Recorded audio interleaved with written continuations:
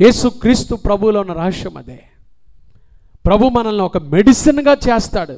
ఈ బాధల గుండా, ఈ భయాల గుండా, ఈ బంధువులు దూరం వెళ్ళినా నువ్వు జీవితంలో ప్రభువుని విడిచిపెట్టకుండా యేసు ప్రభువుని అనే ఈ జీవనదిని ఆనుకొని నువ్వు జీవిస్తే నువ్వు జీవితంలో నువ్వు ఒక నదిగా మారుస్తాడు యేసు ప్రభు. నిన్ను ఒక ఔషధంగా మారుస్తాడు. ఔషధము చెప్పండి అన్నమాట. ఔషధం అనండి. ఔషధం అంటే ఇంగ్లీష్లో మెడిసిన్ కదండి. బాగాలేనప్పుడు మనం తలనొప్పి వస్తే ఏం వేస్తాం? ట్యాబ్లెట్ వేస్తాం, మెడిసిన్ వేసుకో. ఔషధం ఎందుకంటే స్వస్థత, ఆరోగ్యం. ప్రభు బిడ్డలు కూడా ఎవరో తెలుసా? సామెతల గ్రంథం చూడండి, ఒక మాట చదువుకుందాం చక్కగా. దుష్టుడైన దూత కీడునకు లోపడతాడు, నమ్మకమైన రాయబారి ఎవరు చెప్పండి? ఔషధం వంటి వాడు.